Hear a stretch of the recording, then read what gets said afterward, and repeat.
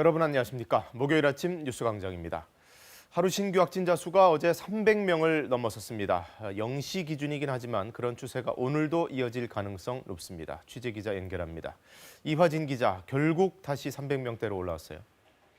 네, 질병관리청 중앙방역대책본부는 어제 0시 기준으로 코로나19 신규 확진자가 313명이라고 밝혔습니다.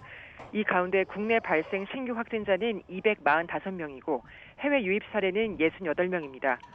국내 발생 사례를 지역별로 살펴보면 서울은 91명, 경기는 81명 등 수도권에서도 많은 확진자가 나왔고 이 외에도 경북과 전남 등에서 확진자가 발생했습니다. 신규 격리 해제자는 113명으로 모두 25,973명이 격리가 해제돼서 현재 2,842명이 격리 치료 중입니다. 위중증 환자는 67명, 사망자는 2명입니다. 누적 사망자는 496명, 치명률은 1.69%입니다. 직장과 지인 모임 등 일상을 통한 집단 감염이 이어졌는데 서울 도봉구 소재 의류업 작업장과 관련해서 종사자 3명이 추가로 확진돼서 누적 확진자 15명이 됐고 서울 송파구 지인 여행 모임 관련해서도 지금까지 18명이 확진됐습니다. 네, 수도권의 사회적 거리 두기가 오늘부터 1.5단계로 올라가죠. 네, 방역당국은 수도권과 강원 지역의 사회적 거리 두기 1.5단계 격상에 따라서 민간 사업장 방역 지도와 점검에 나섭니다. 감염 취약 사업장에 긴급 자체 점검을 지도하고 콜센터와 물류센터 등 고위험 사업장에 대해서 현장 점검을 실시할 계획인데요. 방역당국은 과거 확진자 대부분이 특정 집단에서 대규모로 발생했건과 달리 지금은 삶의 현장 곳곳에서 동시다발적으로 나오고 있다고 우려했습니다. 이제는 언제 어디서나 누구라도 감염될 수 있는 상황이라면서 방역수칙 준수를 거듭 부탁했습니다. 지금 해외에서 백신 얘기가 계속 나오고 있는데 우리나라도 확보 계획을 좀 서둘러야겠죠? 네, 코로나19 백신과 관련해서 정부는 최근 성과를 내고 있는 선도 기업들과도 공급 협상을 벌이고 있다고 했습니다. 그러면서 내년까지 3천만 명이 접종할 수 있는 분량의 백신 확보를 목표로 하고 있다고 설명했는데요. 다만 백신 접종까지 안전성 확보와 유통 체계 구축에 시간이 걸리기 때문에 현재 가장 중요한 것은 생활 방역 체계 안에서 감염을 통제하는 것이라고 강조했습니다. 지금까지 사회부에서 KBS 뉴스 이화진입니다. 네, 미국 제약회사 화이자와 독일의 바이오엔테크가 공동 개발 중인 백신 면역 효과가 90%라는 발표가 얼마 전에 나왔는데요. 수치가 조금 더 올라갔습니다. 감염 예방률 95%라는 최종 결과를 내놓으면서 곧 긴급 사용을 신청할 거라고 화이자가 밝혔습니다. 워싱턴 서지영 특파원입니다. 화이자와 바이오엔테크가 발표한 코로나19 백신의 면역 효과는 95%로 나타났습니다. 3상 임상시험에 대한 최종 결과입니다. 4만 4천 명의 3상 시험 참가자 가운데 코로나19에 감염된 환자 170명을 분석했습니다. 백신을 처방받고 코로나19에 걸린 환자는 8명, 나머지 162명은 가짜약을 처방받은 환자였습니다. 특히 백신은 코로나19 중증이나 사망 위험이 높은 65세 이상 고령층에서도 94%의 예방 효과를 보였습니다. The risk for getting COVID-19 if you are vaccinated is 20-fold less as compared to having no vaccine. And this is of course a very promising and encouraging result. 화이자와 백신을 공동 개발한 바이오엔테크 측은 미 식품의약국에 20일 긴급 사용 승인을 신청할 것이라고 밝혔습니다. 화이자와 바이오엔테크의 임상 최종 결과 발표는 앞서 모더나가 백신 예방률 95%라는 중간 결과를 내놓은 지 이틀 만에 이뤄졌습니다. 존스홉킨스대 집계 기준 현지 시간 17일 미국 내 코로나19 사망자는 1,700여 명, 5월 14일 이후 최고치를 기록할 정도로 악화일로를 걷고 있습니다. 2, 3주 전만 해도 하루 신규 확진자는 7만 명 안팎이었지만 최근 2주째 10만 명을 넘기고 있습니다. 제약업체들의 백신 개발 소식이 잇따라 전해지고 있지만 코로나19 감염자들, 그중에서도 취약계층에 보급되기까진 갈 길이 멀다는 지적도 나옵니다. 세계보건기구는 코백스 가입국들이 백신을 공동구매해 내년 말까지 20억 회 분량을 전 세계에 공급한다는 방침입니다. 현재 코백스 가입국은 184개국, 미국은 여기에 가입하지 않았습니다.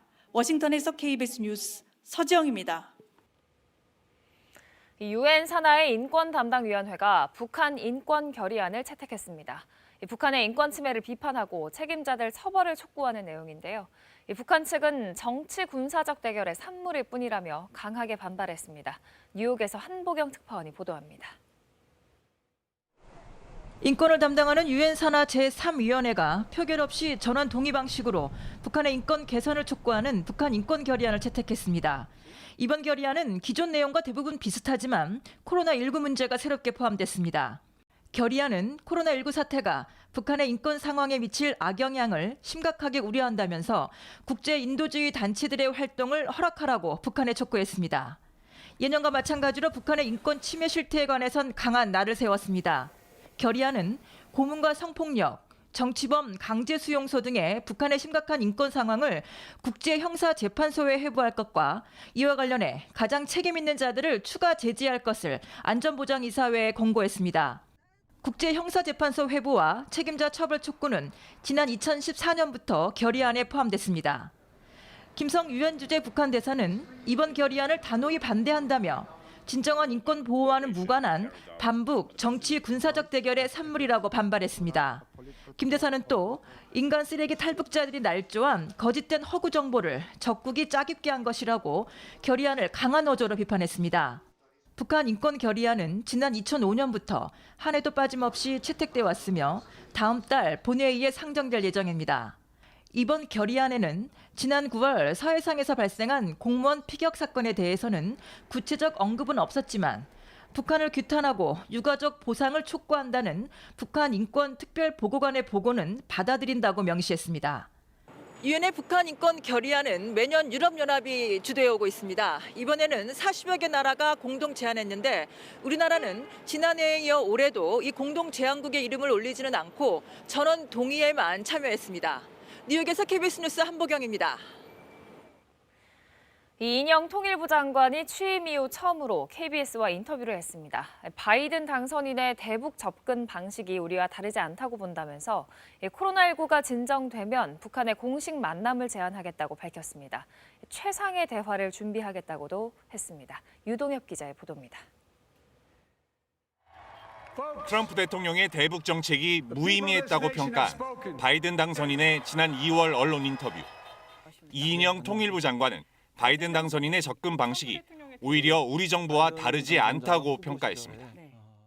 북의 핵 능력이 감축되면 정상회담 할 수 있다. 이런 조건부 정상회담의 가능성을 열어놨지 않습니까? 네. 우리의 한반도 평화 프로세스의 정책 구상 이런 것들하고 유사한 점들이 오히려 많다. 이렇게.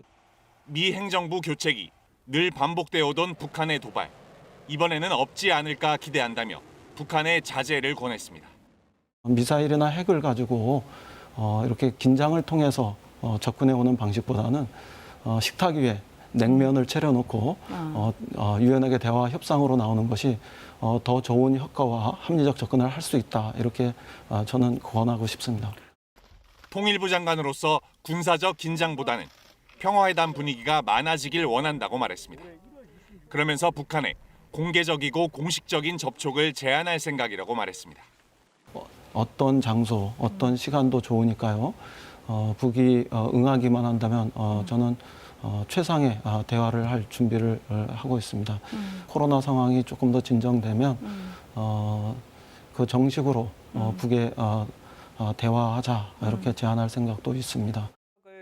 이 장관은 코로나19 백신과 치료제 확보 과정에서 남북이 협력하면 좋을 것이라며 코로나19 공동 대응이 교류의 물꼬를 만들 수 있을 거라는 기대감도 내비쳤습니다. KBS 뉴스 유동엽입니다. 정부가 그동안 고심해온 전세 대책을 오늘 발표합니다. 핵심은 비어있는 주택을 정부가 사들여서 단기간에 가능한 많은 공공임대 물량을 시장에 공급하는 방안이 될 걸로 보이는데요. 임재성 기자가 보도합니다. 정부는 오늘 오전 홍남기 경제부총리 주재로 부동산 시장 점검 관계장관 회의를 개최합니다. 이 자리에서 그동안 논의한 전세 대책을 점검한 뒤 관련 내용을 발표할 예정입니다. 대책의 주요 내용은 늦어도 내년 1분기까지 단기 공공임대주택 공급량을 10만 호까지 늘리는 방안이 유력합니다. 이를 위해 현재 비어있는 주택을 정부가 사들이거나 임대해 전세로 내놓는 방안이 거론돼 왔습니다. 민간이 짓고 있는 다가구 다세대 주택을 임대주택으로 공급하는 매입 약정 방식이 대책에 포함될 거란 전망도 있습니다. 이낙연 더불어민주당 대표는 이틀 전 열린 관훈 토론회에서 매입주택이나 공공임대주택을 확보해 전월세로 내놓거나 호텔방을 주거용으로 바꿔 전월세로 공급하는 방안을 언급했습니다. 이와 함께 최근 집값이 급등한 수도권과 지방의 일부 지역을 부동산 규제 지역으로 추가 지정하는 방안도 곧 발표될 예정입니다. KBS 뉴스 임재성입니다. 출근길 폭우가 쏟아지고 있습니다. 오늘 종일 전국에 비바람이 치면서 가을비치고는 이례적으로 많은 양이 쏟아진다는 예보인데요. 기상센터 연결해보죠. 배지 캐스터, 나올 때 보니까 벼락까지 내리더라고요. 주의하셔야겠어요. 네, 지금 전국에 천둥 번개를 동반한 요란한 비가 쏟아지고 있습니다. 밤사이 천둥 소리에 잠에서 깨신 분들도 계실 텐데요. 저도 출근할 때 우산을 쓰긴 했지만 금세 무릎까지 바지가 젖어버렸습니다. 오늘 나가실 때는 튼튼한 장우산을 챙기시는 게 좋겠습니다.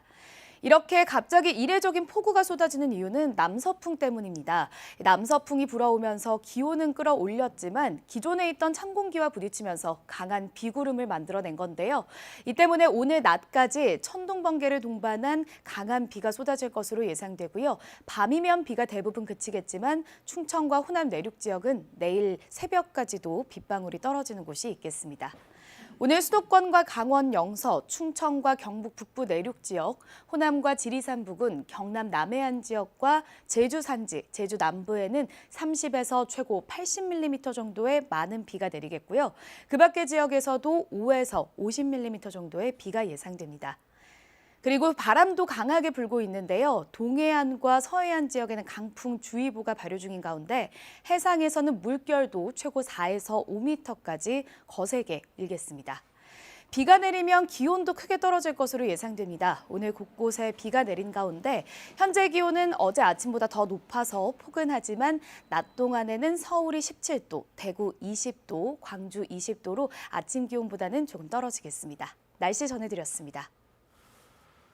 법무부 감찰관실 소속 평검사들이 윤석열 검찰총장을 찾아가서 면담을 요청했다가 무산된 일이 있었죠. 대면 조사를 위한 절차였는데 이것이 정상적인 감찰이냐 아니면 총장 망신주기냐 논란과 갈등이 또 뒤따르고 있습니다. 이재희 기자입니다.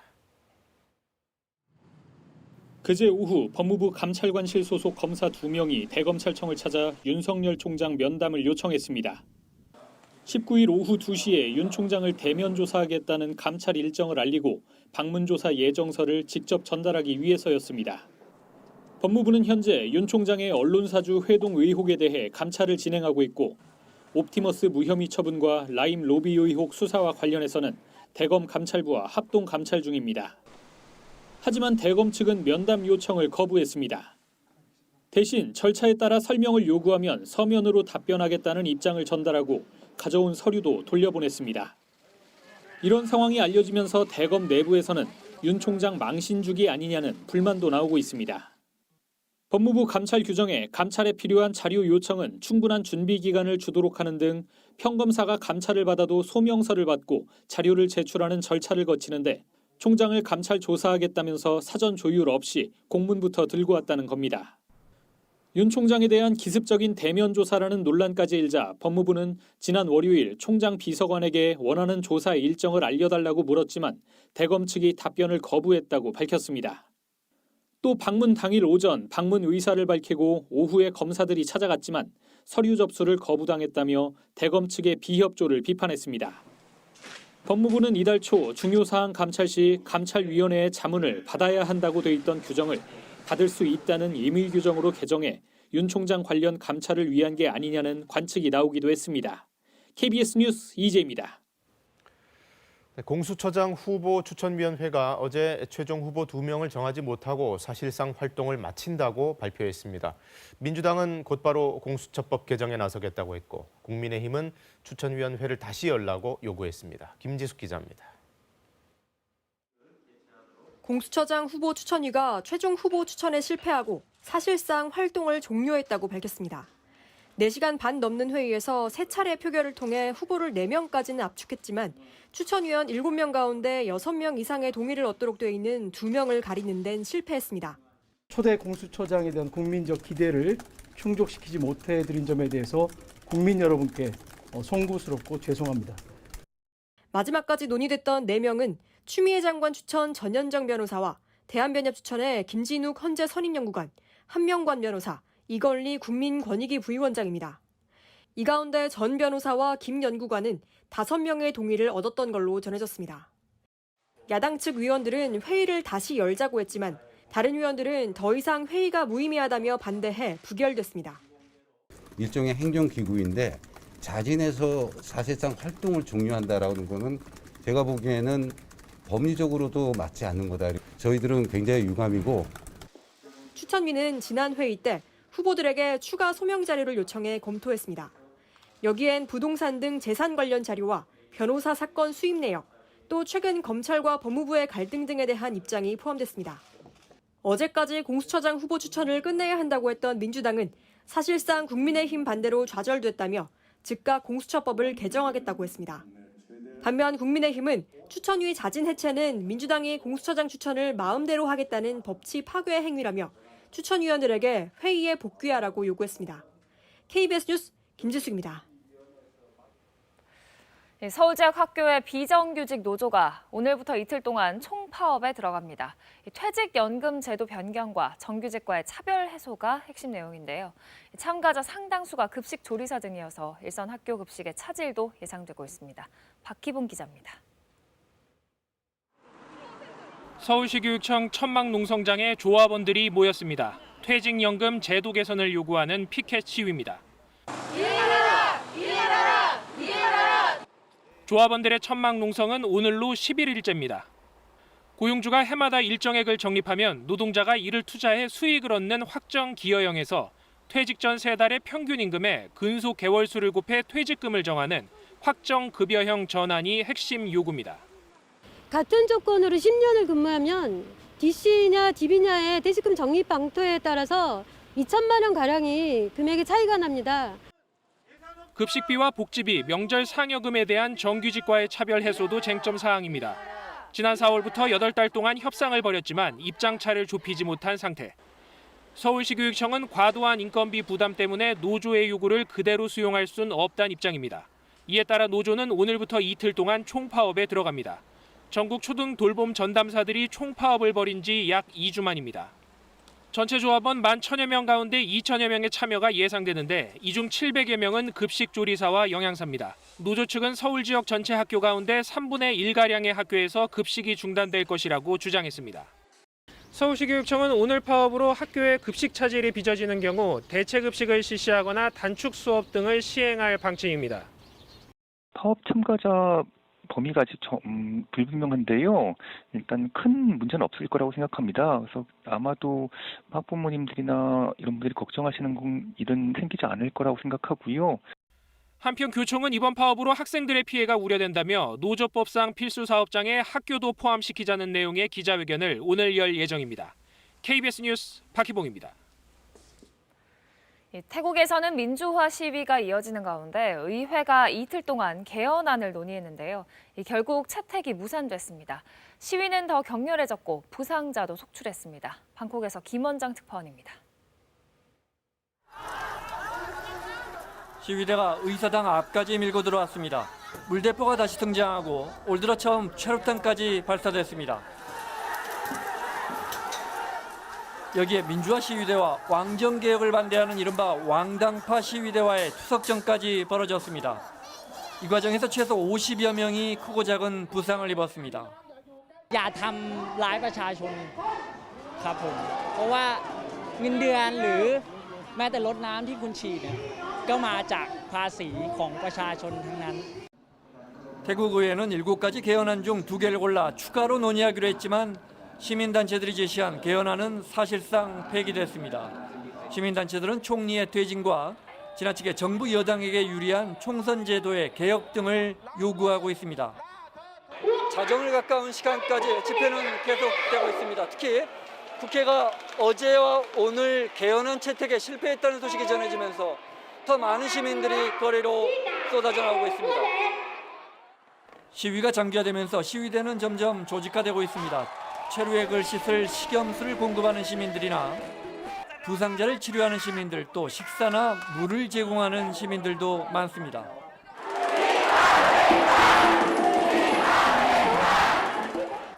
태국 정부는 시위대와의 물리적 대응을 최대한 자제한다는 입장이지만 민주화 요구가 거세지면서 태국 내정은 점점 더 안개 속으로 치닫고 있습니다. 방콕에서 KBS 뉴스 김원장입니다. 오늘 나가실 때는 튼튼한 장우산을 챙기셔야겠습니다. 지금 전국 대부분 지역에 강한 비가 쏟아지고 있는데요. 특히 수도권과 강원 지역을 중심으로는 이렇게 강한 비구름이 지나면서 시간당 10에서 20mm 안팎의 세찬 비가 쏟아지고 있습니다. 낮까지는 천둥, 번개를 동반한 요란한 비가 쏟아질 것으로 예상되고요. 밤 사이에 비는 대부분 그치겠습니다. 다만 호남 내륙과 충남 내륙 지역에서는 내일 새벽까지 빗방울이 떨어지는 곳이 있겠습니다. 오늘 수도권과 강원 영서, 충청과 경북 북부 내륙 지역, 호남과 지리산 부근, 또 경남 남해안과 제주 남부에는 30에서 최고 80mm 정도의 비가 내리겠고요. 그 밖의 지역에는 5에서 50mm 정도의 비가 예상됩니다. 바람도 거세게 불고 있습니다. 지금 동해안과 서해안 지역을 중심으로 강풍특보가 내려져 있고요. 해상에는 풍랑주의보가 발효 중인 가운데 물결이 모든 해상에서 최고 4에서 5m까지 거세게 일겠습니다. 가을 비 한 번에 내복 한 벌이라는 말이 있듯이 이번 비가 그치고 나면 기온이 크게 떨어지겠습니다. 오늘 서울의 아침 기온 17.1도로 온화하게 출발했는데요. 내일은 서울의 아침 기온 2도까지 떨어지면서 오늘보다 무려 15도가량 기온이 크게 떨어지겠고요. 토요일에는 서울의 아침 기온 1도까지 내려가겠습니다. 오늘 전국에는 종일 비가 내릴 것으로 예상됩니다. 현재 기온은 서울이 18.8도, 포항 22.5도, 강릉은 24.2도 가리키고 있는데요. 낮 동안에는 아침보다 기온이 더 떨어지겠습니다. 서울이 17도, 대전 18도, 광주와 대구 20도 예상됩니다. 바다의 물결은 모든 해상에서 최고 4에서 5m 예상됩니다. 이번 비가 그치고 나면 당분간은 계속해서 추운 날씨가 이어지겠습니다. 날씨 전해드렸습니다. 네, 코로나19 일일 확진자 수가 80여일 만에 다시 300명대로 올라온 가운데 오늘부터 수도권과 광주광역시 등의 거리 두기가 1.5단계로 올라갑니다. 네, 정부는 일단 이 정도 선에서 추가 격상 없이 유행을 억제하는 걸 목표로 잡고 있습니다. 양민철 기자입니다. 수도권 친목 모임과 관련해 확진자가 20명 확인됐습니다. 원래 온라인 모임인데 회원들은 지난 7일 오프라인에서 실제 만났습니다. 이 모임을 통해 가족과 지인으로 추가 전파가 이뤄졌습니다. 이런 지인 모임과 일터, 학교, 요양시설 등 일상 공간 어디서나 감염 사례가 나오는 추세입니다. 특히 서울과 경기의 증가세가 심각합니다. 지난 한 주간 수도권의 하루 평균 확진자 수는 125.6명. 여기에 60세 이상 확진자도 급증하면서 위중증 환자가 늘어난 것도 걱정입니다. 확진자가 가장 많은 서울의 경우 입원 가능한 중증 환자 병상은 21개 정도로 파악됩니다. 상급 종합병원과 협의하여 현재 중증 환자 치료 병상을 코로나19 중증 환자 전담 치료 병상으로 전환할 계획이며 오늘부터 수도권과 광주광역시의 거리 두기가 1.5단계로 올라가는데 일단 확산세를 꺾는 것이 1차 목표입니다. 환자 증가세가 심상치 않아 2단계로의 거리 두기 격상도 염두에 둘 수밖에 없는 상황입니다. 2단계로 오르면 음식점은 밤 9시부터, 카페는 아예 내부 취식이 금지되고 노래방과 실내 체육시설의 영업이 제한되는 등 서민 경제 부담은 더 커집니다. 지역사회 유행을 차단하고 환자 증가 추이를 반전시키는 것입니다. 일상과 생업에 큰 피해를 끼칠 수 있는 2단계로 격상을 하지 않고 상황을 반전시키는 것이 무엇보다 중요합니다. 최근 백신 개발과 관련한 긍정적인 결과들이 발표되고 있는 가운데 정부는 이달 안에 어떤 백신을 어떠한 방법으로 확보할 것인지를 포함한 백신 구입 세부 계획을 내놓을 예정입니다. 그러면서 실제 접종까지는 안정성 확인과 공급 체계 준비 등으로 상당한 시간이 걸리는 만큼 지금은 거리 두기와 모임 자제 등 생활 속 방역 관리에 힘써야 하는 시기라고 강조했습니다. KBS 뉴스 양민철입니다.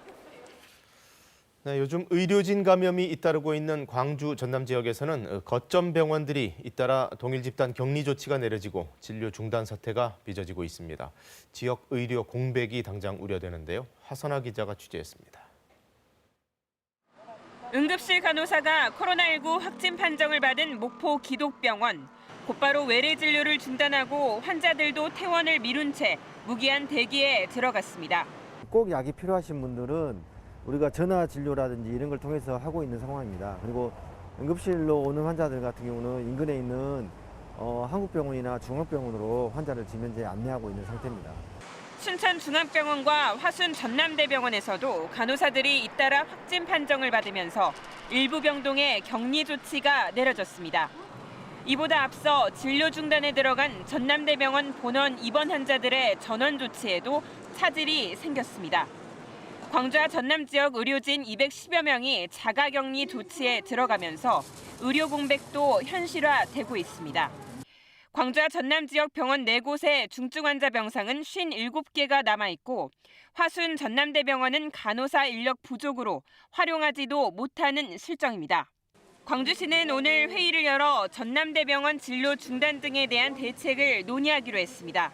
환자 조기 퇴원 문제, 그다음에 신환자가 전남대에서 하지 않음으로써 생기는 늘어나는 문제, 그다음 기존에 있는 입원해 있는 환자 중에 전원 조치가 필요한 환자, 이런 다양한 문제들에 대해서 구체적인 논의를 하기 위해서 코로나19 최일선에 있는 병원들이 진료를 중단하고 의료진에 대한 격리 조치도 잇따르면서 병원 내 추가 감염을 막기 위한 대책이 시급해졌습니다.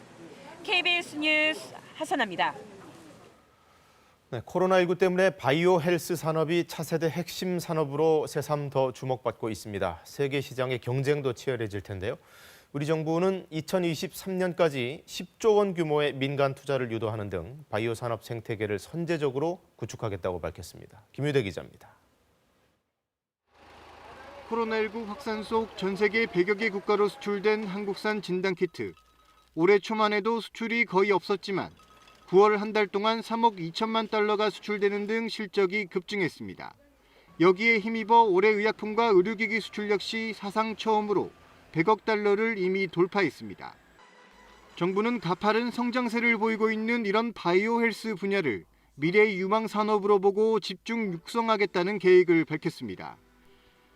2023년까지 국내 바이오 헬스 기업 등 민간에서 모두 10조 원을 투자하고 정부는 이를 뒷받침해 산업 기반을 조성하겠다는 겁니다. 정부는 우선 바이오 인력 양성센터를 세워 해마다 2,000명씩 전문 인력을 배출해 기업의 성장 기반 강화를 돕기로 했습니다. 바이오 산업 원자재와 장비 등의 국산화도 지원합니다. 또한 바이오 기술을 전자와 화학 등 기존 산업뿐만 아니라 AI 등 디지털 기술과 융합해 세계 시장에서 경쟁력을 확보할 계획입니다. 바이오와 첨단 기술의 융합이 가속화되면서 디지털 헬스케어, 의료 빅데이터, 의료 인공지능 분야 등의 새로운 시장은 연 20%를 넘는 초고속 성장이 기대됩니다. 정부는 예정대로 민간 투자가 진행된다면 2023년까지 바이오 헬스 분야에서 9,300명 규모의 신규 고용이 창출될 것으로 전망했습니다. KBS 뉴스 김유대입니다. 천리안 2비호, 높은 상공에서 정지한 채 관측하는 환경위성으로 우리나라가 전 세계 최초로 만든 겁니다. 이 천리안 2비호가 보내온 영상이 처음으로 공개됐는데요. 앞으로 미세먼지 같은 오염물질이 어디서 오는지 보다 정확히 추적할 수 있을 전망입니다. 최준혁 기자의 보도입니다.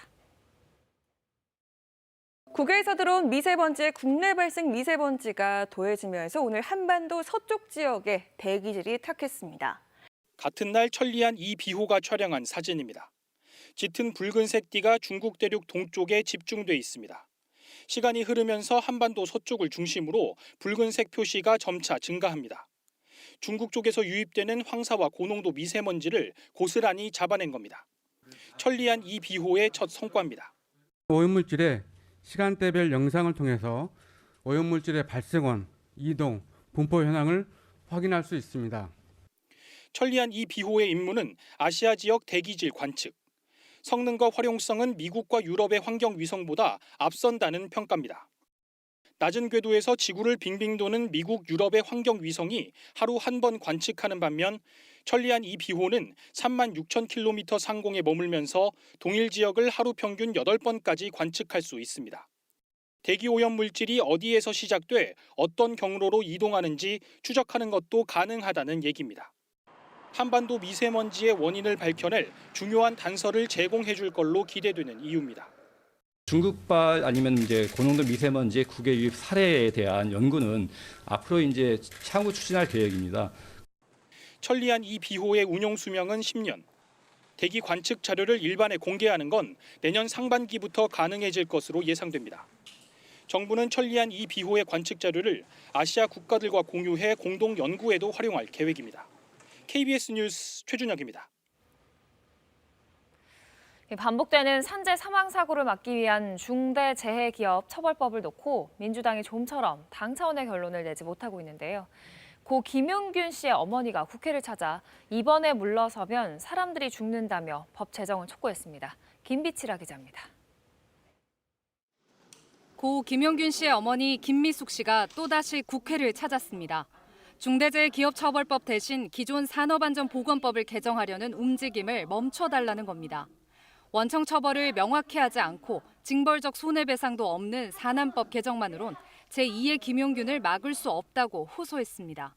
그렇게 하면 산업재해가 막아집니까? 현장의 안전대책보다 사람 목숨의 값이 더 낮으니까 이런 거 아닙니까? 정의당은 연내 입법을 위한 총력전을 예고했습니다. 민주당 지도부가 당론으로 정하지 못한다면 당원 투표라도 붙이라며 목소리를 높였습니다. 당론으로 결정되지 않으면 정말 후퇴하는 것이라고 생각을 하거든요. 그때부터는 더 강력한 투쟁을 해야죠. 민주당 내 의원 그룹들도 중대재해법에 공개적으로 힘을 보탰습니다. 당내 재야 출신 전현직 모임인 민평령과 정책 모임인 더 좋은 미래가 잇따라 회견을 열어 원칙적인 처리를 촉구했습니다. 민평령은 공수처 연내 출범, 공정경제 3법과 중대재해기업 처벌법 등 개혁 입법 과제들의 원칙 훼손 없는 통과를 위해 최선을 다할 것입니다. 이낙연 대표는 관훈 토론회에서 중대재해법 제정에 찬성 입장을 밝히면서도 상임위 심사에 맡기는 게 괜찮다고 말했습니다. 정의당은 오늘 릴레이 1인 시위 50회째를 맞아 본회의 시작 전 의원 전원이 법 제정 촉구 시위에 나섭니다. KBS 뉴스 김비치라입니다. 국내 코로나19 신규 확진자가 다시 300명을 넘어서면서 3차 대유행이 시작된 게 아니냐 우려도 커지고 있는데요. 방역당국은 아직은 아니지만 그 갈림길에 서 있는 엄중한 시기라고 진단했습니다. 들어보시죠.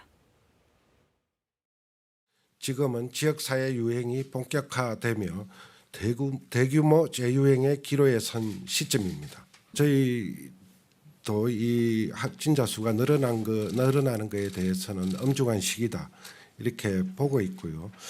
아직은 이걸 3차 대유행이라고 지칭하기에는 좀 더 지켜봐야 될 부분이 있지 않나. 다만 이렇게 200명대 이상이 이제 증가해서 나타나는 부분에 있어서는 저희가 이 방역 당국에서는 긴장감을 가지고 대처하고 있다 이렇게 말씀을 드리고요. 전문가들께서 2단계로 격상해야 된다고 이렇게 말씀을 주시고 계십니다. 추세가 계속 증가세로 된다면은 그 2단계 상향 기준, 초과 기준이 도달할 시점에 이 부분에 대해서도 뭐 검토는 필요하다고 봅니다만 2단계로 갔을 때의 여러 가지 파급 효과 또 말씀드렸던 제한 조치라든지 이런 부분은 판단해야 될 부분이다. 미국이나 또 유럽 그리고 중동 등에서의 이 확진자 증가세가 높기 때문에 당연히 국내로 이렇게 유입되는 숫자도 이렇게 늘어나는 상황입니다.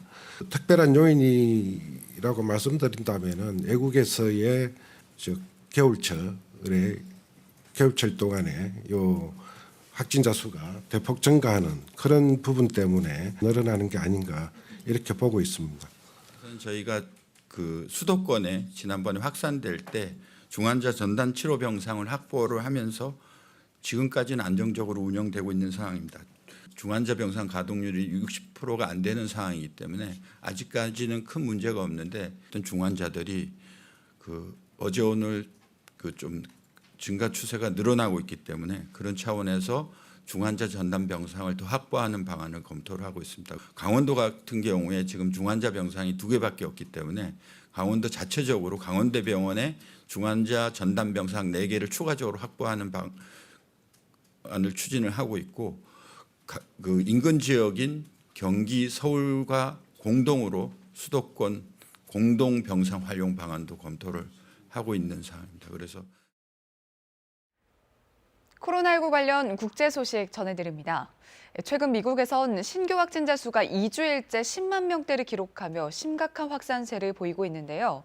선별진료소에 가지 않고도 집에서 스스로 감염 여부를 확인할 수 있는 가정용 자가 진단 키트가 미국 식품의약국의 승인을 받았습니다.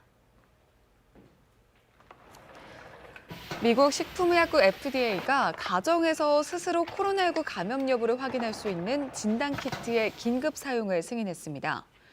미국 캘리포니아의 한 제약사가 개발한 이 가정용 자가 진단 키트는 사용자가 스스로 코에 면봉을 넣고 검체를 채취한 뒤 약품이 담긴 용기에 넣어서 돌리면 30분 이내에 감염 여부를 확인할 수 있는데요. 다만 사용 연령은 14세 이상으로 제한했으며 14세 미만은 의료진이 검체를 채취해야 합니다. FDA는 가정에서 완전히 자율 관리가 가능하고 결과까지 나오는 자가 진단 키트 승인은 이번이 처음이라고 전하면서 코로나19 확진자가 기하급수적으로 증가하고 있는 미국에서 의료진의 부담을 줄이고 검사 규모를 획기적으로 늘리는 데 이바지할 것으로 평가했습니다. 코로나19로 인해 무기한 연기됐던 내년 브라질 카니발 축제가 7월 중 개최될 가능성이 거론되고 있습니다. 현지 시간 17일 브라질 언론은 리우데자네이루 삼바 학교들이 전체 회의를 열어 내년 7월 중순쯤 카니발 축제 개최를 추진하기로 했으며 상파울루와 사우바도르 등 다른 브라질 대도시에서도 비슷한 논의가 진행되고 있다고 보도했습니다. 이에 대해 삼바 학교 관계자들은 이 계획이 실현되려면 코로나19 백신 접종이 언제부터 이뤄질지가 관건이라며 앞으로의 접종 진행 상황에 맞춰 구체적인 일정을 정하기로 했다고 설명했습니다. 최근 악화한 코로나19 상황으로 다음 달 노르웨이에서 열리는 노벨 평화상 시상식 역시 수상자가 직접 참석하지 않고 디지털 시상식으로 전환하는 방안이 고려되고 있습니다. 노르웨이 노벨위원회가 올해 노벨 평화상 수상자인 세계 식량계획 대표단과 합의해 내달로 예정됐던 수상자의 노르웨이 방문 계획을 연기하기로 했다고 전했습니다. 앞서 노르웨이 당국은 다음 달 수도 오슬로에서 열리는 노벨 평화상 시상식에 수상자들이 직접 참석할 수 있도록 이들이 입국할 경우 예외적으로 2주간의 자가격리 의무를 면제하기로 했는데요. 하지만 최근 전 세계적으로 코로나19 확산세가 다시 심각해지고 오슬로 내 제한 조치도 강화되자 노르웨이 노벨위원회는 전통적으로 진행하던 수상자의 방문 계획과 강연 행사를 보류하기로 하고 대신 화상으로 참석할 수 있는 디지털 시상식 개최를 고려하고 있다고 밝혔습니다. 독일에서 또 코로나 통제 조치 강화에 반대하는 대규모 시위가 열렸습니다. 이번엔 독일 의회가 코로나 통제 조치를 강화할 수 있는 법안을 통과시키려 하자 시민 만여 명이 거리로 나와 개인의 자유를 보장하라고 주장했습니다. 베를린 유광석 특파원의 보도입니다. 경찰이 해산 명령을 따르지 않는 시위대를 향해 물대포를 발사합니다. 일부 폭력적인 시위 참가자는 경찰에 연행됩니다. 베를린 브란덴부르크 문과 일대 거리에 오전부터 시위대가 몰려들었습니다. 시위대 만여 명은 우리가 주권자다, 개인의 자유를 보장하라고 외쳤습니다. Abänderung, da werden gesetzlich massive Grundrechtseinschränkungen verankert und deshalb sind wir da, dem eine Stimme zu verleihen, dass wir damit nicht einverstanden sind. 독일 연방의회는 이날 감염방지법 개정안을 논의했습니다. 감염병의 효과적인 예방을 위해 접촉 제한과 공공장소 마스크 착용, 상점 폐쇄 등 통제 조치 강화에 대한 법적 근거를 추가하고 이를 통과시켰습니다. Wir haben das exponentielle Wachstum gestoppt, aber wir sind noch nicht überm Berg. 현재의 감염방지법에는 코로나19와 같은 감염병의 대유행 상황이 와도 정부가 행정조치를 취할 수 있는 근거가 모호하다는 지적이 제기돼 왔기 때문입니다. 실제로 각 주정부의 통제조치 강화 명령에 이를 취소해달라는 소송이 헌법재판소에 500여 건 제기됐습니다. 또 지난 7일 라이프치히에서 보듯 거리 유지 등 방역수칙 준수가 불가능한 상황에서도 수만 명이 모이는 시위가 법원에 의해 허용되기도 했습니다. 개정된 감염방지법은 주정부가 행정조치를 취할 수 있는 기준을 명시하고 행정조치를 내릴 때는 사유와 기간을 명확히 하도록 규정했습니다. 베를린에서 KBS 뉴스 유광석입니다. 네, 계속해서 코로나19 관련 국내 소식입니다. 첫 번째 키워드 열어보겠습니다. 오늘부터 수능 특별 방역 기간. 2021학년도 대학 수학능력시험이 이제 2주 앞으로 다가왔습니다. 정부는 수험생들이 안전한 수능을 치를 수 있도록 오늘부터 수능 당일까지 수능 특별 방역 기간을 운영합니다. 교육부는 오늘부터 시도교육청, 지역교육지원청과 합동으로 전국 13개 시도의 학원 밀집 지역 51곳을 대상으로 방역수칙 준수 여부를 집중적으로 단속합니다. 이번 합동 단속에서는 밀집도 4제곱미터당 1명, 혹은 한 칸 뛰기 준수와 마스크 착용, 또 출입자 관리 등이 집중적으로 점검됩니다. 점검 과정에서 적발되는 학원 등은 시설 관리자와 이용자 모두 감염병 관리법 위반으로 지자체에 통보해서 과태료를 물릴 방침입니다. 이와 함께 학원과 교습소의 강사, 또 직원들은 교육부의 건강상태 자가 진단 앱을 사용해야 합니다. 교육부는 또 게임 제공업소와 노래 연습장 등 수험생 출입 가능성이 높은 시설의 방역 관리도 강화합니다. 네, 두 번째 키워드 계속해서 만나보시죠. 확진 격리 수험생들은 별도의 공간에서 수능을 본다는 내용입니다. 거리 두기가 1.5단계로 격상됐죠. 학교에서도 감염 환자가 잇따르고 있습니다. 어제도 전국 87개 유치원과 초중 고등학교에서 등교 수업이 이루어지지 못했는데요. 교육부는 최근 추세로 볼 때 교내 감염 환자가 더 늘 수 있다면서 확진자와 자가격리 수험생을 위한 별도의 시험 공간을 마련하기로 했습니다. 유은혜 부총리 겸 교육부 장관은 어제 열린 시도교육감 합동 수능 점검 회의에서 확진 수험생을 위한 병상 120개와 격리자를 위한 754개의 시험실이 확보됐다며 이같이 밝혔습니다. 일반 시험장에는 시험 신당 인원을 24명으로 밀집도를 낮추고 반투명 가림막을 준비하고 있다고 밝혔습니다. 유 부총리는 수험생을 비롯해 국민의 관심과 협조가 필요하다며 앞으로 2주 동안은 더욱더 각별하게 생활 방역 수칙을 지켜줄 것을 당부했습니다. 네, 마지막 키워드입니다. 코로나19와 독감을 동시에 진단할 수 있는 검사에 건강보험이 적용된다는 소식입니다. 한 번의 검사로 코로나19와 또 계절 독감을 동시에 진단할 수 있는 검사에 오늘부터 건강보험이 적용됩니다. 중앙재난안전대책본부는 어제 열린 브리핑에서 올해는 계절 독감주의보가 발표가 없어도 우선 적용할 예정이라며 이같이 밝혔습니다.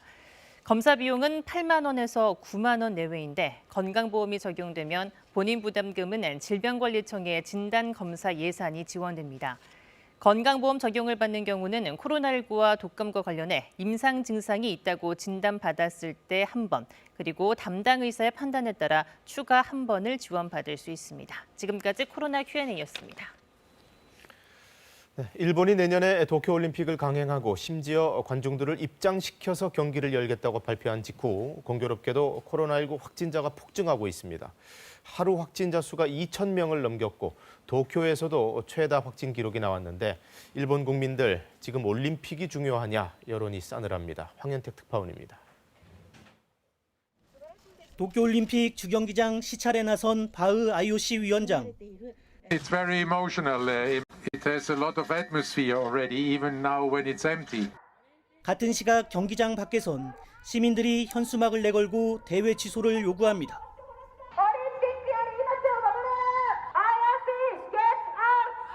올림픽을 여는 대신 그 예산으로 코로나19 방역과 생계 지원에 쓰라는 요구입니다. 도쿄의 신규 확진자는 493명. 코로나19 감염이 시작된 이후 가장 많은 확진자가 나왔습니다. 일본 전역에서도 처음으로 하루 확진자가 2,000명을 훌쩍 넘었습니다. 스가 총리가 관중을 들여 올림픽을 치르겠다는 의욕을 보이자마자 감염자가 폭증한 겁니다. 観客の参加を想定をしたさまざまな検討を進めていることを説明をし 확산세가 진정될 기미도 보이지 않습니다. 이달 들어 도쿄의 경우 일주일 평균 확진자 수가 2배 가까이 급증했는데 그 가운데 60%가량은 감염 경로조차 확인되지 않고 있습니다. 実は過去最多がもう一つあります。検査数です。8600ぐらい。 코로나19 3차 유행의 파도가 무섭게 밀려드는 상황. 올림픽 성공을 외치는 스가 정권의 목소리가 국민의 공감을 얻기는 힘들어 보입니다. 도쿄에서 KBS 뉴스 황현택입니다. 국회의원이 보유한 주식과 상임위 직무 간의 이해 충돌을 막겠다며 지난 2005년부터 주식 백지 신탁 심사 제도라는 게 운영되고 있습니다. 그런데 워낙 법조항이 허술해서 빠져나갈 방법이 많다는데요. 그 문제점을 정성호 기자가 취재했습니다. 전북 익산의 영농조합법인. 키위를 재배하고 유통하는 곳으로 농해수위 소속 국민의힘 정운천 의원이 설립했습니다. 지난해 매출액 1,100억 원으로 정 의원이 지분 21%를 보유 중입니다. 매년 배당금도 받아갔습니다.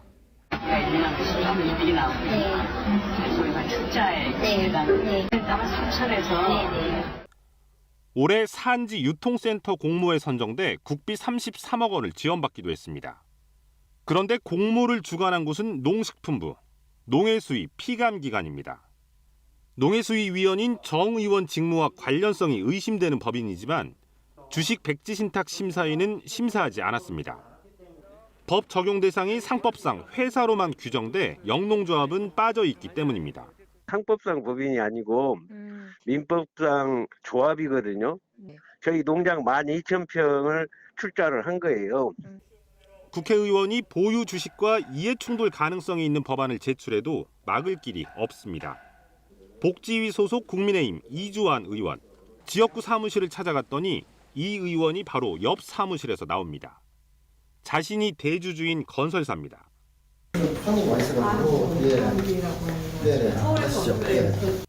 이 의원은 지난 7월 건설업 등의 탄력 근로제 단위 기간을 늘리자는 법안을 발의했습니다.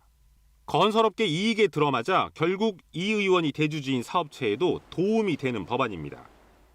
직원이라 해봐야 5명도 채 안 되니까 그 정경련을 찾아오셔가지고 좀 탄력적으로 좀 조정이 필요하지 않느냐. 민간택지 분양가 상한제를 삭제하자는 법안은 발의한 의원 20명 중 3명이 본인이나 배우자가 건설사 대주주였습니다. 피감기관 공사를 따내 이해충돌 논란을 일으킨 박덕흠 의원. 6년 전 백지 신탁한 세계 건설사 주식 129억 원어치가 농협에 그대로 남아 있습니다. 국회의원 주식을 넘겨받은 금융기관이 말로만 팔겠다고 하고 실제로는 처분을 무기한 미룰 수 있기 때문입니다. 신탁만 하고 사실상 매각은 안 된다는 걸 서로 알고 있다는 게 굉장히 큰 제도적 허점이라고 할 수 있습니다. 확인해보니 백지 신탁 제도 도입 후 15년 동안 수탁기관인 농협에 주식을 신탁한 의원은 30명. 이 가운데 실제 주식이 팔린 의원은 6명에 불과했습니다. KBS 뉴스 정성호입니다. 네, 지난달 아동학대로 숨진 생후 16개월 아기와 관련해 몇 달 전부터 여러 차례 학대 신고가 있었던 사실이 확인됐죠. 살릴 기회가 충분히 있었다는 얘기인데 결과적으로 그러질 못했기 때문에 안타까움이 더 큽니다. 특히 마지막 학대 신고 당시에 아동보호기관에서 작성한 조사 결과서를 보면 그런 탄식이 더 커집니다. 정재우 기자입니다. 지난해 12월 위탁가정에서 살던 A양. 생후 6개월 만에 소파를 잡고 설 정도로 건강합니다. 그런데 한 달 뒤 입양된 A양은 날로 수척해져 갔습니다. 올해 5월과 6월 2차례 학대 의심 신고가 있었지만 아무런 조치가 없었습니다. 9월에도 소아과 의사가 혼자 걷지도 못할 정도로 영양 상태가 안 좋다며 학대 의심 신고를 했습니다. 당시 조사에 나섰던 아동보호 전문기관의 위험도 평가서입니다. 학대 위험도 평가 9개 항목 중 외부 손상 관찰 등 3개 항목만 해당한다고 결론 내렸습니다. 4개 항목에 해당해야 분리 조치가 고려되는데 단 한 문항이 부족했습니다. 그런데 의아한 대목이 있습니다. 당시 A양은 몸무게가 한두 달 만에 약 1kg이나 줄었고 제대로 걷지도 못하는 상황이었습니다. 그런데도 방임이나 학대로 초래된 발육부진이나 영양실조 등이 관찰된다는 문항에 아니오가 체크됐습니다. 신체적인 발달 상태가 지체되고 지연되고 있고 그리고 신체 상흔이 있었기 때문에 그게 아동 학대로 인한 신체 발달의 지연이 아니다라고 하는데 대답을 했다는 것 자체가 사실 믿기 어려운, 어떻게 그게 가능할지. 결국 이한 문항은 A양이 분리조치 검토 대상에서 제외되는데 결정적인 역할을 했습니다. A양은 20여일 뒤 멍투성이로 응급실에 실려와 숨졌습니다. 평가 문항 자체가 문제라는 지적도 나옵니다. 학대 행위자로부터 분리보호 요구 의사를 표현한다는 문항이 16개월 아이를 대상으로 적절한 거냐는 겁니다. 연령에 맞는, 개월수에 맞는 체크리스트가 아닙니다. 그런 학대를 받는다 하더라도 표현하지 못하는 문항이라고 보입니다. 이런 지적에 대해 평가서를 작성한 강서 아동보호 전문기관은 수사 중인 사안이라 답할 수 없다고 밝혔습니다. KBS 뉴스 정재우입니다. 엠넷의 오디션 프로그램 프로듀스 101 시리즈에 시청자 투표를 조작한 PD들이 어제 2심에서도 실형을 선고받았습니다. 재판부는 조작으로 억울하게 탈락한 연습생들이 가장 큰 피해자라며 12명의 이름을 공개했습니다. 김채린 기자입니다. 투표 조작은 했지만 수익을 노린 사기는 아니었고 문자 투표 동료로 국민 프로듀서라는 프로그램의 정체성을 안내한 것뿐이라고 주장해온 프로듀스 101 PD들. 그러나 항소심에서도 실형을 면치 못했습니다. 서울고등법원은 사기와 업무방해 혐의로 기소된 CJ E&M 김용범 총괄 프로듀서에게 징역 1년 8개월을 선고했습니다. 김 PD 밑에서 일한 안준영 PD는 연예기획사들에서 향응을 제공받고 특정 연습생들의 순위를 조작한 혐의까지 인정돼 징역 2년에 추징금 3,700만 원을 선고받았습니다. 김 PD 등은 2016년부터 2019년까지 방영된 4개 시즌 내내 프로그램 흥행 등을 위해 시청자 투표 순위를 조작했습니다. 시즌3와 4에선 최종 생방송 이틀 전에 이미 최종 선정 멤버를 정해두고도 시청자를 농락하고 투표를 진행했다고 재판부는 지적했습니다. 가장 큰 피해자는 억울하게 탈락한 연습생이고 진정한 구제가 필요하다며 강동호, 이가은 씨 등 12명의 이름을 공개했습니다. 다만 투표 조작으로 순위가 올라간 연습생들은 그 사실을 몰랐고 엉뚱한 희생양이 될 수 있다며 이름을 밝히지 않았습니다. 재판부는 또 문자 투표 비용 100원을 돌려달라는 한 시청자의 신청을 받아들여 안 PD 등 PD 3명이 100원을 배상하라고 명령했습니다. 비록 금액은 적지만 이 사건이 시청자를 속인 사기 범행에 해당한다는 점을 선언하는 의미가 있다고 재판부는 설명했습니다. 소속 연습생들을 챙겨달라며 안 PD에게 술 접대 등을 한 연예기획사 관계자 5명에 대해선 벌금형이었던 1심보다 처벌 수준을 높여 징역 8월에 집행유예 2년을 선고했습니다. KBS 뉴스 김채린입니다. 어제 한국 시리즈에서는 두산이 반격의 1승을 거뒀습니다. 17년 차 베테랑 김재호가 데뷔 이후 첫 가을 야구 홈런을 때리면서 맹활약을 펼쳤습니다. 강재훈 기자입니다.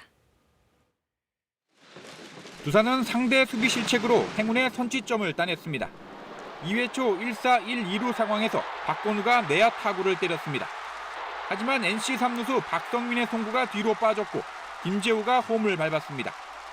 김재호는 4회 선두 타자로 나와 한 점을 더 달아나는 한 방을 터뜨렸습니다. NC 선발 구창모의 초구를 받아쳐 왼쪽 담장을 넘겼습니다. 프로 17년 차 베테랑 김재호의 데뷔 이후 첫 가을 야구 홈런입니다.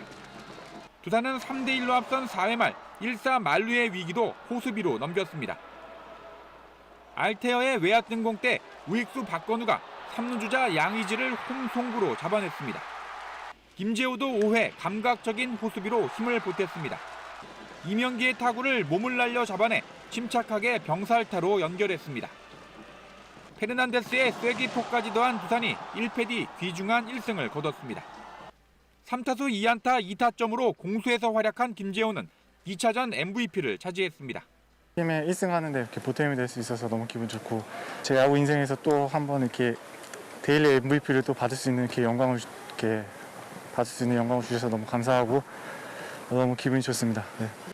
NC는 역대 가을 야구 타이 기록인 5번의 더블아웃을 기록하는 등 번번이 운도 따르지 않았습니다. 또 9회 말 두산 마무리 이영하를 공략해 덕점을 뽑아냈지만 마지막 고비를 넘지는 못했습니다. 승부의 분수령이 될 운명의 3차전은 내일 고척구장에서 계속됩니다. KBS 뉴스 강재훈입니다.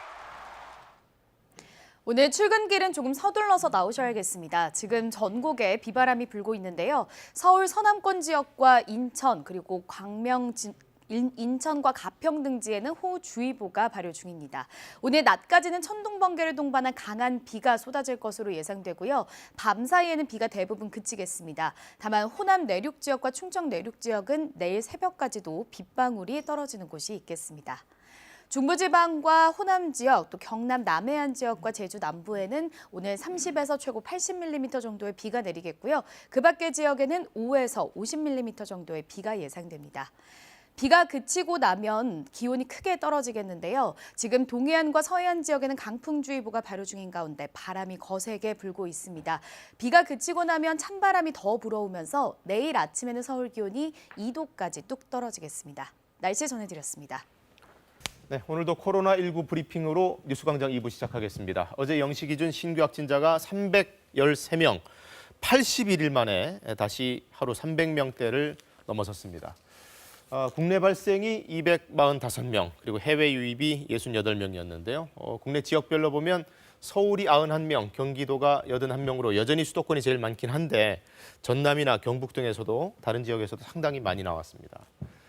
좀 좋아지는가 싶다가 다시 나빠지는 상황, 결국 기대할 건 백신밖에 없겠다 이런 얘기들도 많이 하시는데요. 정부는 최근 성과를 내고 있는 백신 개발 선도 업체들과 다각도로 공급 협상을 벌이고 있다고 밝혔습니다. 우선 내년까지 3천만 명이 접종할 수 있는 분량을 확보하는 게 목표다 이렇게 설명했습니다. 방역당국은 과거 확진자 대부분이 특정 집단에서 집중적으로 발생했던 것과는 달리 지금은 일상생활 현장 곳곳에서 동시다발적으로 환자가 나오고 있다며 우려를 표명했습니다. 구체적인 사례들 좀 볼까요? 서울 도봉구에 있는 한 의류 작업장과 관련해서 누적 확진자가 15명까지 나왔고요. 또 송파구의 지인 여행 모임 관련해서도 확진자가 18명까지 나왔습니다.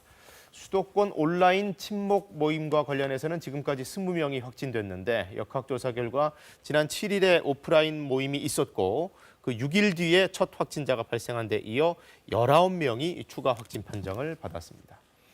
오늘부터는 서울, 경기, 광주광역시, 또 강원도 철원에서 거리 두기 단계가 1.5단계로 올라갑니다.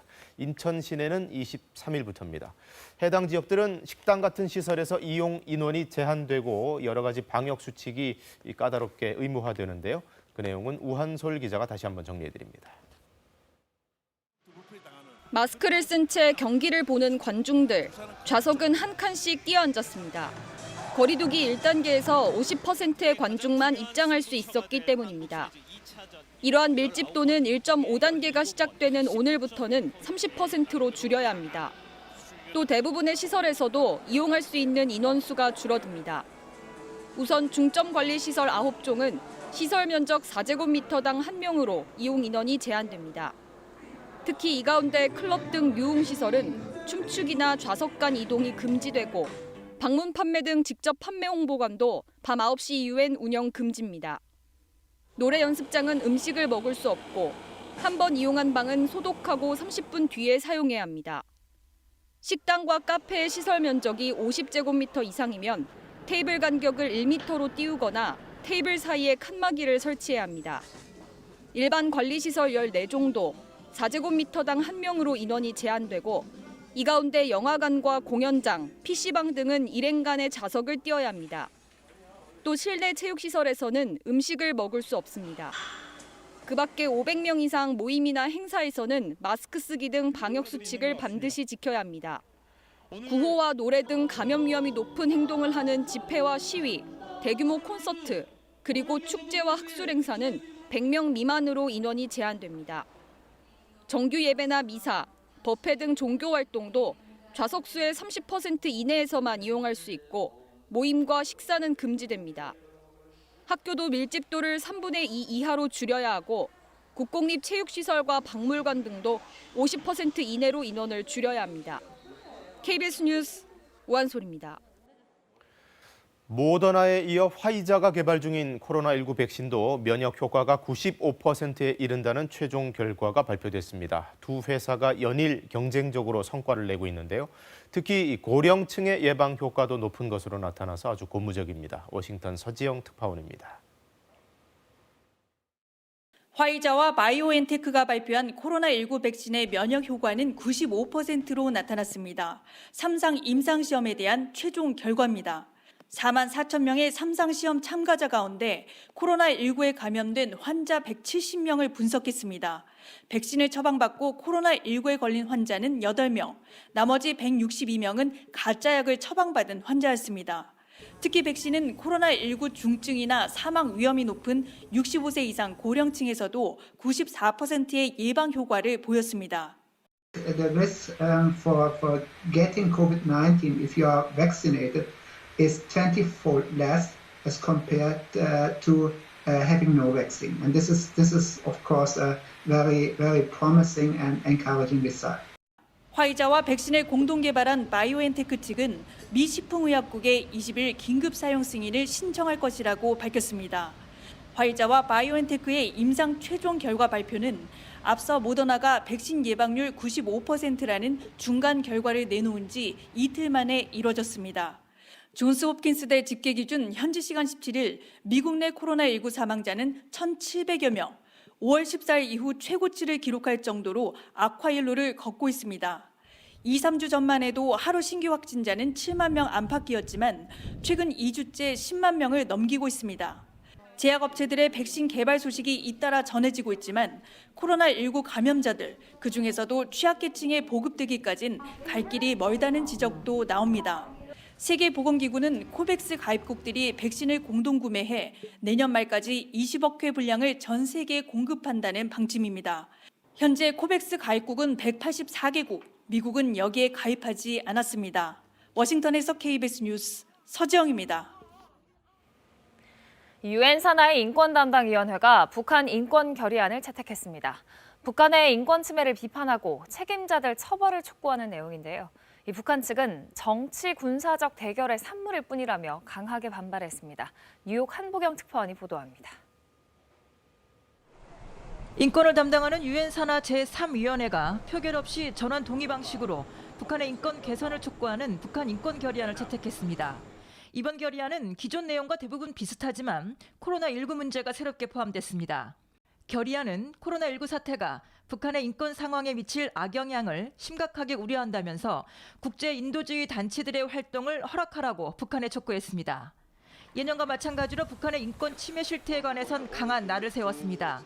결의안은 고문과 성폭력, 정치범, 강제수용소 등의 북한의 심각한 인권 상황을 국제형사재판소에 회부할 것과 이와 관련해 가장 책임 있는 자들을 추가 제지할 것을 안전보장이사회에 공고했습니다. 국제형사재판소 회부와 책임자 처벌 촉구는 지난 2014년부터 결의안에 포함됐습니다. 김성 유엔 주재 북한 대사는 이번 결의안을 단호히 반대한다며 진정한 인권 보호와는 무관한 반북 정치 군사적 대결의 산물이라고 반발했습니다. 김 대사는 또 인간 쓰레기 탈북자들이 날조한 거짓된 허구 정보를 적국이 짜깁게 한 것이라고 결의안을 강한 어조로 비판했습니다. 북한 인권 결의안은 지난 2005년부터 한 해도 빠짐없이 채택돼 왔으며 다음 달 본회의에 상정될 예정입니다. 이번 결의안에는 지난 9월 서해상에서 발생한 공무원 피격 사건에 대해서는 구체적 언급은 없었지만 북한을 규탄하고 유가족 보상을 촉구한다는 북한 인권 특별 보고관의 보고는 받아들인다고 명시했습니다. 유엔의 북한 인권 결의안은 매년 유럽연합이 주도해오고 있습니다. 이번에는 40여 개 나라가 공동 제안했는데 우리나라는 지난해에 이어 올해도 이 공동 제안국의 이름을 올리지는 않고 전원 동의에만 참여했습니다. 뉴욕에서 KBS 뉴스 한보경입니다. 이인영 통일부 장관은 북한에 대화를 제안할 뜻을 내비쳤습니다. 취임 이후 처음 가진 KBS와의 인터뷰에서인데요. 시점은 코로나19가 진정된 이후가 될 거라고 했고 북한이 응하기만 한다면 최상의 대화를 준비하겠다 이렇게 밝혔습니다. 유동엽 기자가 전합니다. 트럼프 대통령의 대북 정책이 무의미했다고 평가한 바이든 당선인의 지난 2월 언론 인터뷰. 이인영 통일부 장관은 바이든 당선인의 접근 방식이 오히려 우리 정부와 다르지 않다고 평가했습니다. 북의 핵 능력이 감축되면 정상회담 할 수 있다. 이런 조건부 정상회담의 가능성을 열어놨지 않습니까? 네. 우리의 한반도 평화 프로세스의 정책 구상 이런 것들하고 유사한 점들이 오히려 많다. 이렇게.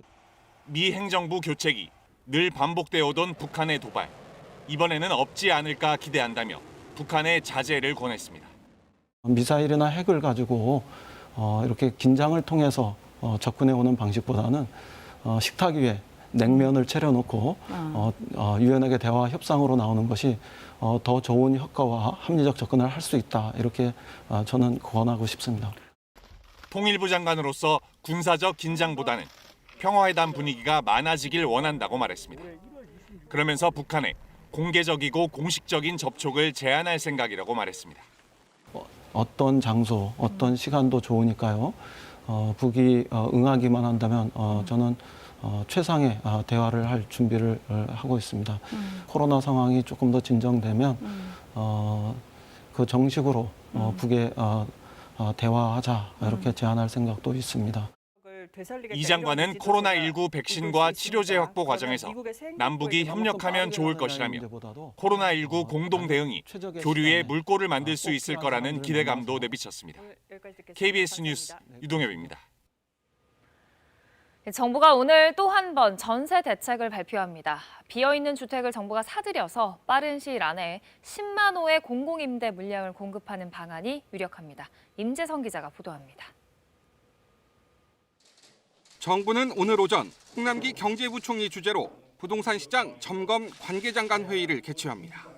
이 자리에서 그동안 논의한 전세 대책을 점검한 뒤 관련 내용을 발표할 예정입니다.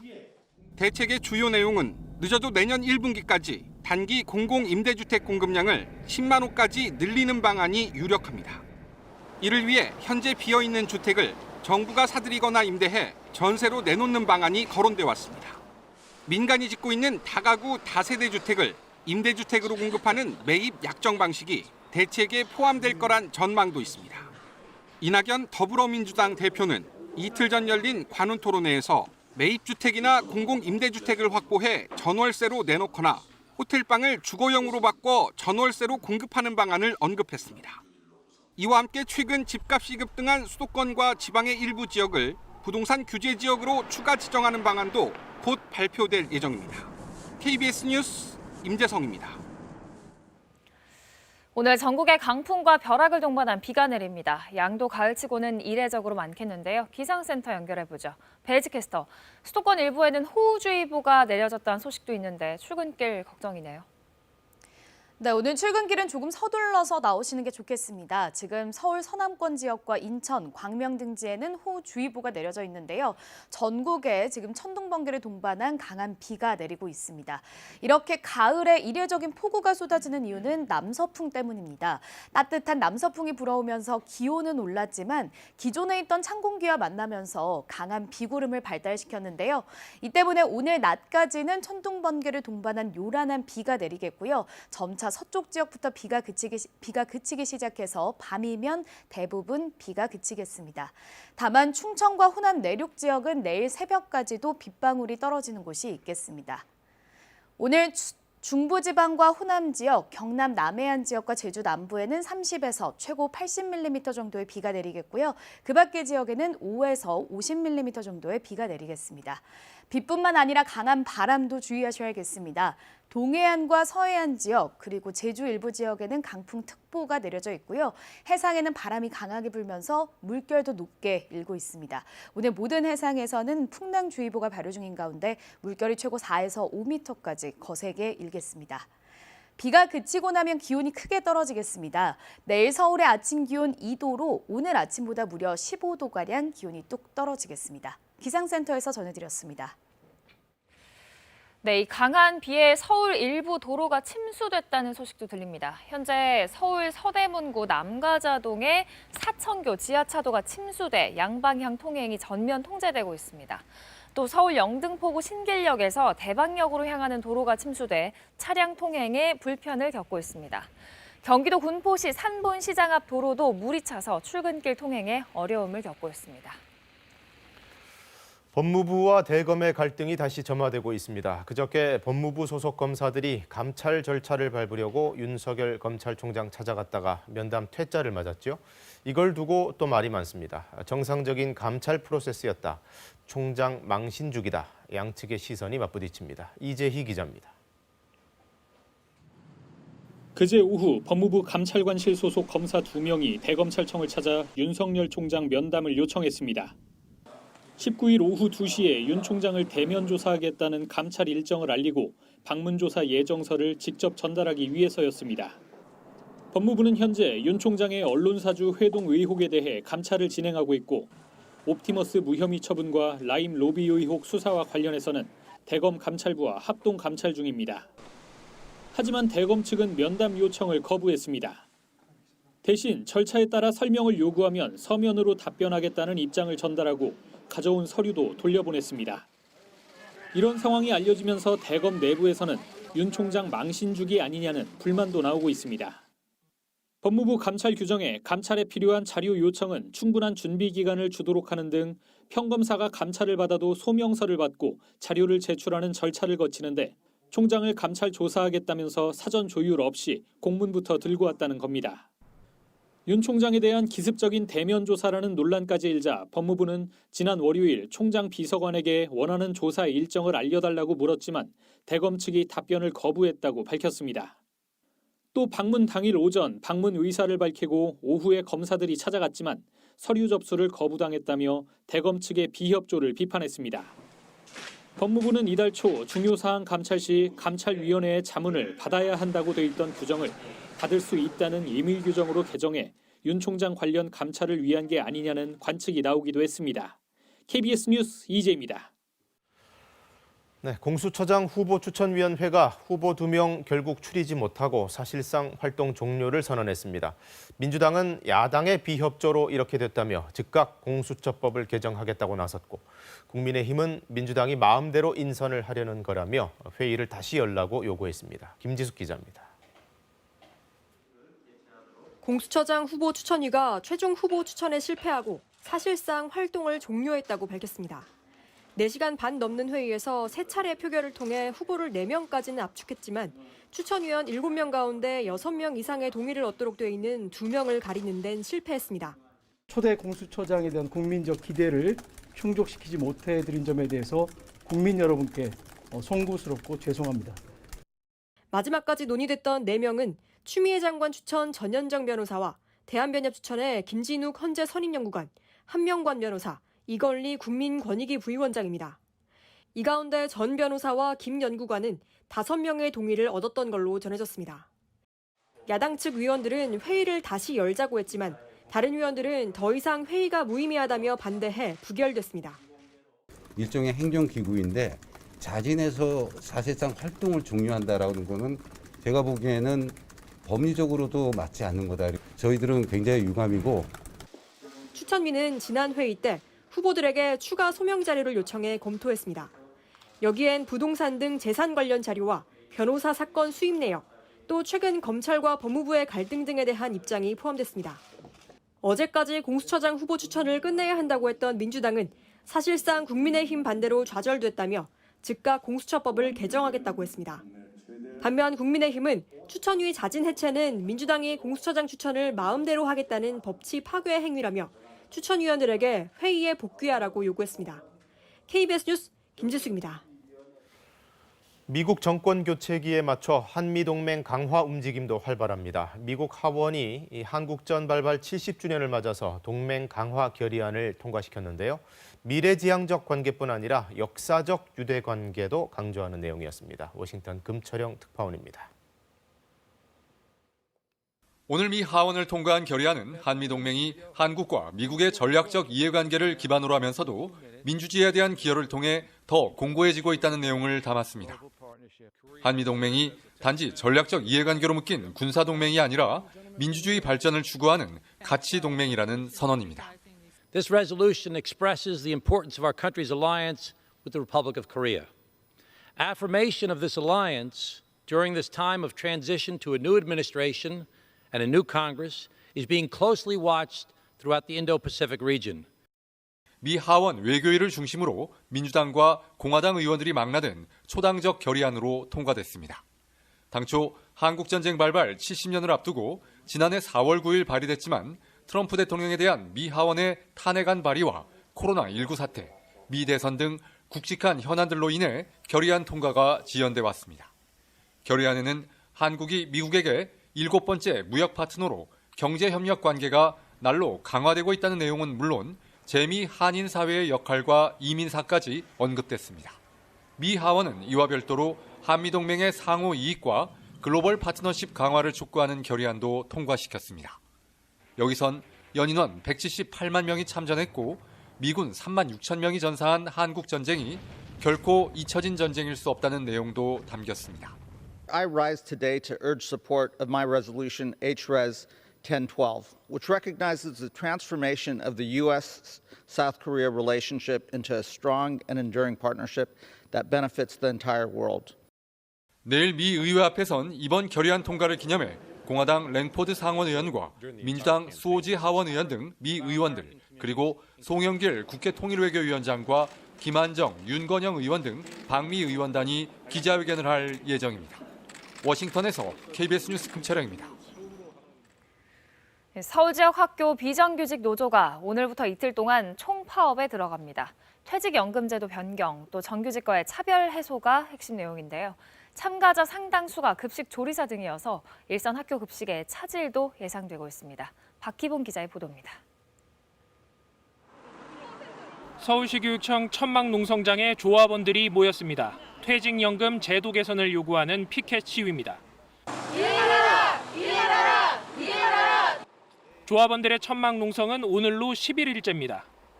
고용주가 해마다 일정액을 적립하면 노동자가 이를 투자해 수익을 얻는 확정 기여형에서 퇴직 전 3달의 평균 임금에 근속 개월수를 곱해 퇴직금을 정하는 확정 급여형 전환이 핵심 요구입니다. 같은 조건으로 10년을 근무하면 DC냐 DB냐의 퇴직금 적립 방토에 따라서 2천만 원 가량이 금액의 차이가 납니다. 급식비와 복지비, 명절 상여금에 대한 정규직과의 차별 해소도 쟁점 사항입니다. 지난 4월부터 8달 동안 협상을 벌였지만 입장차를 좁히지 못한 상태. 서울시 교육청은 과도한 인건비 부담 때문에 노조의 요구를 그대로 수용할 수는 없다는 입장입니다. 이에 따라 노조는 오늘부터 이틀 동안 총파업에 들어갑니다. 전국 초등 돌봄 전담사들이 총파업을 벌인 지 약 2주 만입니다. 전체 조합원 1,000여 명 가운데 2,000여 명의 참여가 예상되는데 이 중 700여 명은 급식조리사와 영양사입니다. 노조 측은 서울 지역 전체 학교 가운데 3분의 1가량의 학교에서 급식이 중단될 것이라고 주장했습니다. 서울시 교육청은 오늘 파업으로 학교의 급식 차질이 빚어지는 경우 대체 급식을 실시하거나 단축 수업 등을 시행할 방침입니다. 파업 참가자 범위가 아직 불분명한데요. 일단 큰 문제는 없을 거라고 생각합니다. 그래서 아마도 학부모님들이나 이런 분들이 걱정하시는 일은 생기지 않을 거라고 생각하고요. 한편 교총은 이번 파업으로 학생들의 피해가 우려된다며 노조법상 필수 사업장에 학교도 포함시키자는 내용의 기자회견을 오늘 열 예정입니다. KBS 뉴스 박희봉입니다. 밤새 들어온 사건 사고 소식입니다. 어젯밤 10시 30분쯤 서울 강서구 까치산역 인근 도로에서 SUV 차량과 택시가 충돌하는 사고가 발생했습니다. 이 사고로 택시가 전복됐고 인근 시민들이 탈출을 도와 승객 2명이 병원으로 옮겨졌습니다.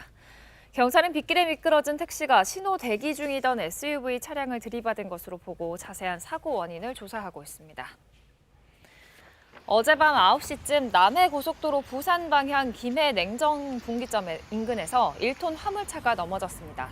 이 사고로 트럭에 실려있던 바지락이 도로 위로 쏟아져 한동안 차량 정체가 발생했고 SUV 차량이 트럭을 피하려다 중앙분리대와 충돌했습니다. 민주화 시위가 이어지는 태국에서는 의회가 이틀 동안 개헌안을 논의했는데요. 결국 채택이 무산됐습니다. 시위는 더 격렬해졌고 부상자도 속출했습니다. 방콕 김원장 특파원의 보도입니다. 시위대가 의사당 앞까지 밀고 들어왔습니다. 물대포가 다시 등장하고 올 들어 처음 최루탄까지 발사됐습니다. 여기에 민주화 시위대와 왕정개혁을 반대하는 이른바 왕당파 시위대와의 투석전까지 벌어졌습니다. 이 과정에서 최소 50여 명이 크고 작은 부상을 입었습니다. อย่าทำร้ายประชาชนครับผมเพราะว่าเงินเดือนหรือแม้แต่รถน้ำที่คุณฉีดเนี่ยก็มาจากภาษีของประชาชนทั้งนั้น 태국 의회는 7가지 개헌안 중 2개를 골라 추가로 논의하기로 했지만 시민단체들이 제시한 개헌안은 사실상 폐기됐습니다. 시민단체들은 총리의 퇴진과 지나치게 정부 여당에게 유리한 총선 제도의 개혁 등을 요구하고 있습니다. 자정을 가까운 시간까지 집회는 계속되고 있습니다. 특히 국회가 어제와 오늘 개헌안 채택에 실패했다는 소식이 전해지면서 더 많은 시민들이 거리로 쏟아져 나오고 있습니다. 시위가 장기화되면서 시위대는 점점 조직화되고 있습니다. 체류액을 씻을 식염수를 공급하는 시민들이나 부상자를 치료하는 시민들, 또 식사나 물을 제공하는 시민들도 많습니다.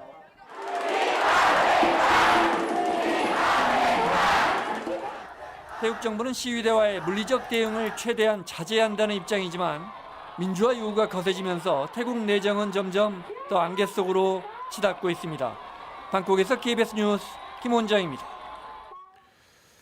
최근 광주 전남 쪽 코로나19 상황이 급격히 나빠졌습니다. 특히 의료진들의 감염이 속출하고 있는데요. 결국 통으로 격리되는 병원들이 잇따르면서 의료 공백이 현실화되고 있습니다. 당장 코로나19 환자의 병상 부족도 걱정입니다. 보도에 하선아 기자입니다. 응급실 간호사가 코로나19 확진 판정을 받은 목포 기독병원. 곧바로 외래 진료를 중단하고 환자들도 퇴원을 미룬 채 무기한 대기에 들어갔습니다. 꼭 약이 필요하신 분들은 우리가 전화 진료라든지 이런 걸 통해서 하고 있는 상황입니다. 그리고 응급실로 오는 환자들 같은 경우는 인근에 있는 한국병원이나 중앙병원으로 환자를 지금 현재 안내하고 있는 상태입니다. 춘천중앙병원과 화순 전남대병원에서도 간호사들이 잇따라 확진 판정을 받으면서 일부 병동에 격리 조치가 내려졌습니다. 이보다 앞서 진료 중단에 들어간 전남대병원 본원 입원 환자들의 전원 조치에도 차질이 생겼습니다. 광주와 전남 지역 의료진 210여 명이 자가격리 조치에 들어가면서 의료 공백도 현실화되고 있습니다. 광주와 전남 지역 병원 4곳의 중증 환자 병상은 57개가 남아있고 화순 전남대병원은 간호사 인력 부족으로 활용하지도 못하는 실정입니다. 광주시는 오늘 회의를 열어 전남대병원 진료 중단 등에 대한 대책을 논의하기로 했습니다. 환자 조기 퇴원 문제, 그다음에 신환자가 전남대에서 하지 않음으로써 생기는 늘어나는 문제, 그다음 기존에 있는 입원해 있는 환자 중에 전원 조치가 필요한 환자, 이런 다양한 문제들에 대해서 구체적인 논의를 하기 위해서 코로나19 최일선에 있는 병원들이 진료를 중단하고 의료진에 대한 격리 조치도 잇따르면서 병원 내 추가 감염을 막기 위한 대책이 시급해졌습니다. KBS 뉴스 하선아입니다. 급식실을 함께 쓰는 부산의 한 중고등학교에서 집단 식중독이 발생했습니다. 100명 넘게 의심 증상을 보였고 절반 정도가 식중독 판정을 받았는데요. 아직 역학조사가 진행 중인 상황에서 학교 측은 수업과 급식을 재개했습니다. 김영록 기자입니다. 부산의 한 중고등학교입니다. 지난 6일부터 급식실을 함께 사용하는 학생들이 설사 등 식중독 의심 증상을 보였습니다. 학교 측에 신고를 받은 보건당국은 지난 9일 학생 등 120여 명을 검사했습니다. 그 결과 중고생 54명과 교사 5명에게서 식중독을 일으키는 병원성 대장균이 발견됐습니다.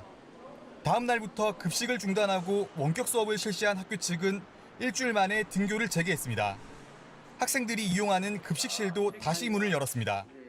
학생들이 이미 방역을 다 했고 지금 수비하고 모든 학교 전체의 방역을 다 하고 이제 서구 교육청하고 보건사가 이미 다 점검을 다 마치고. 하지만 집단 식중독의 원인을 밝힐 보건당국의 역학조사는 아직 진행 중입니다. 보건당국은 학교에서 학생들이 먹는 물과 급식에 사용된 음식물 등을 수거해 식중독균 검출 여부를 조사하고 있습니다.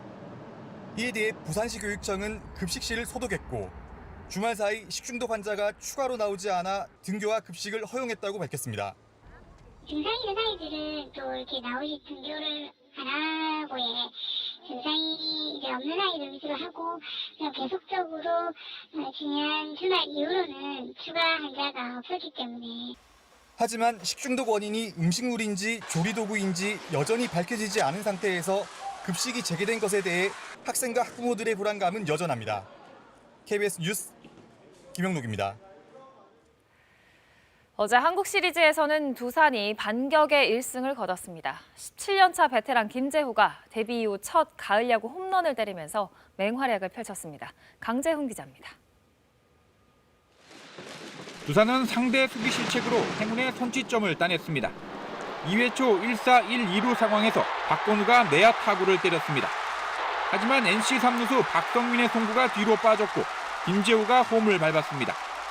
김재호는 4회 선두 타자로 나와 한 점을 더 달아나는 한 방을 터뜨렸습니다. NC 던발 구창모의 초구를 받아쳐 왼쪽 담장을 넘겼습니다.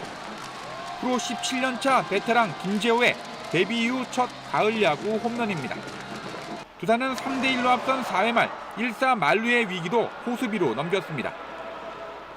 알테어의 외야 등공 때 우익수 박건우가 3루 주자 양의지를 홈송구로 잡아냈습니다.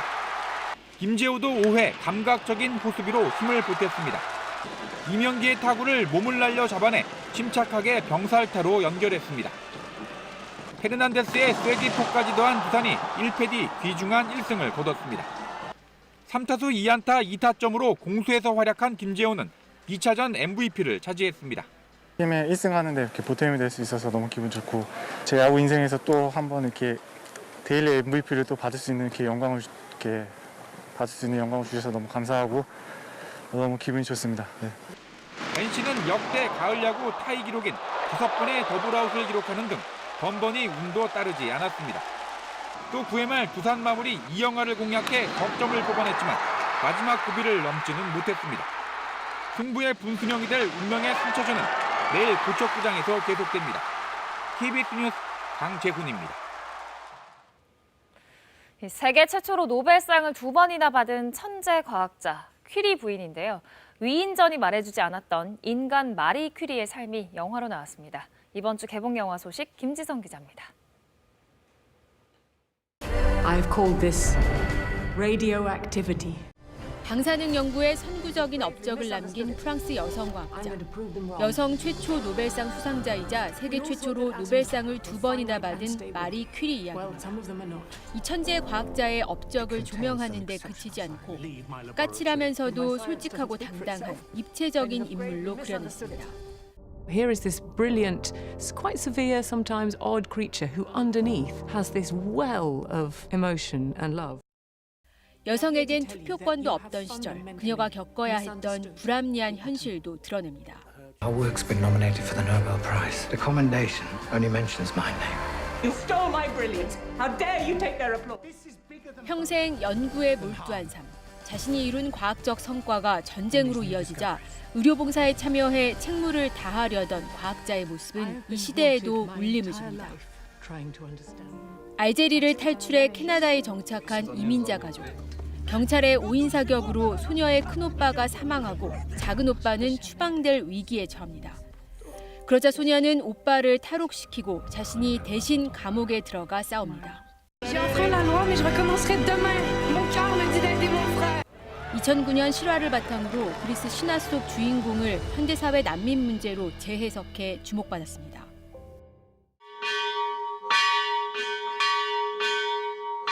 스스로 혹독한 가난과 고독을 선택한 수도사들. 아시아에서 유일한 카르투시오 봉쇄 수도원의 일상을 담은 다큐멘터리입니다.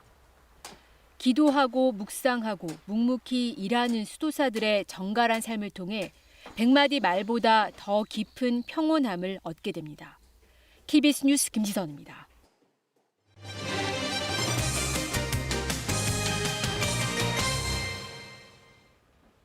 지방세 상습 체납자 명단이 공개됐습니다. 올해 서울 지역의 신규 체납자를 분석해보니 강남 3구의 거주자가 다른 곳보다 더 많았습니다. 오대성 기자의 보도입니다. 서울 서초구에 있는 한 고급 빌라. 10여 세대밖에 안 사는데 가구당 공급 면적은 200제곱미터가 넘습니다. 세대수가 적어 거래 자체는 많지 않지만 가장 최근인 2018년 매매 가격은 17억 원이었습니다. 지금은 더 올랐을 걸로 예상됩니다. 집 주인은 80대 남성인데 서울시가 공개한 신규 지방세 체납자 가운데 체납액이 가장 많습니다.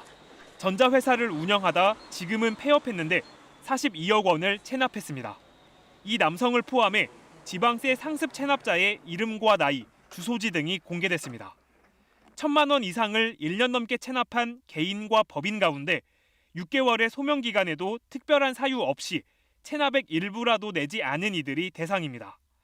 체납액은 전국 8천여 명 4,200억 원이고 서울시는 1,300여 명 1,000억 원 정도입니다. 이른바 부자구인 강남 3구, 강남, 서초, 송파 거주자가 서울 체납자의 16%를 차지했습니다. 상위 10명 중 절반도 이곳에 주소를 뒀습니다. 고액 체납자가 다른 지역보다 더 많다는 의미입니다.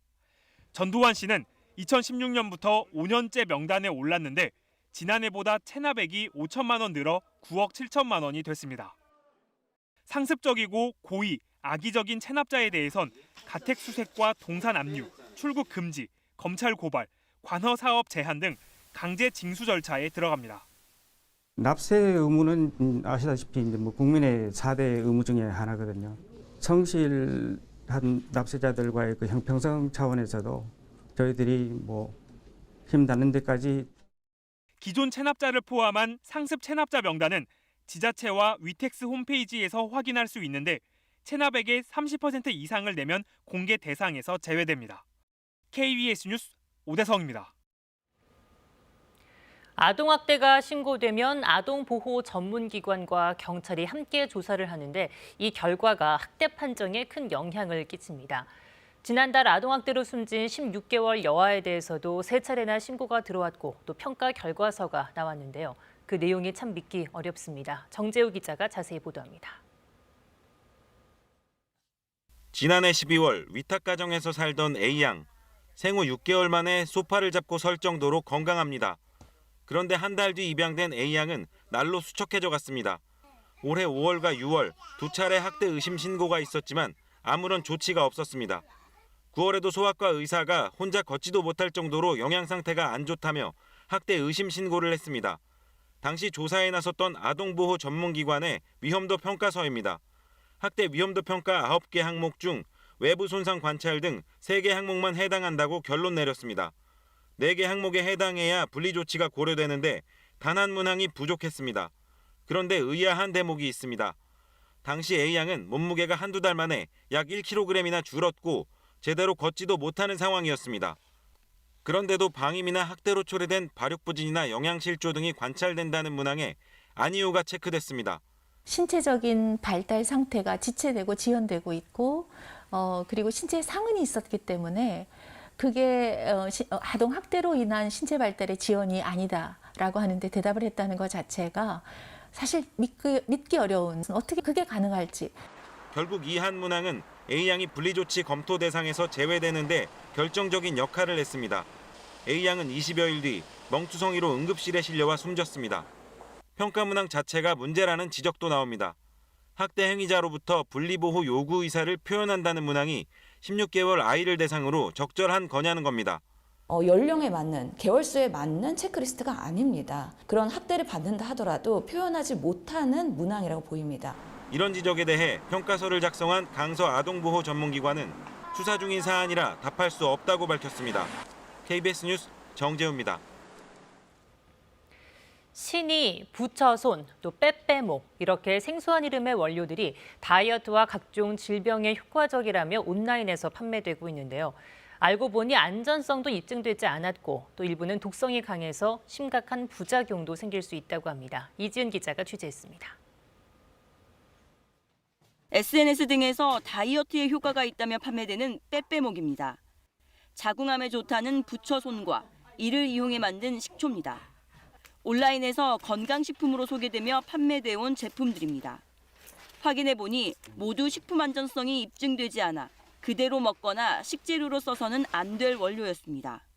소비자원이 올해 6월 온라인 쇼핑몰과 SNS를 점검해보니 신이, 부처손, 빼빼목 등 식품으로 먹으면 안 되는 9가지 식물 원료와 이 원료로 만든 제품 53개가 팔리고 있었습니다.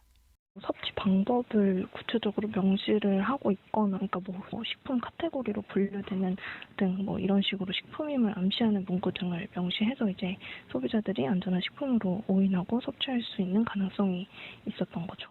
일부 식물 원료는 비염이나 신경질환 등의 한약재로 쓰이기도 하지만 독성이 강해 한의사 처방 없이 많은 양을 섭취하면 심각한 부작용을 일으킬 수 있습니다. 까마죽 열매는 30mg 이상 섭취할 경우 복통과 식중독 증상 등이 나타날 수 있습니다. 백굴채를 먹은 환자에게선 급성 간 손상이 관찰되기도 했습니다.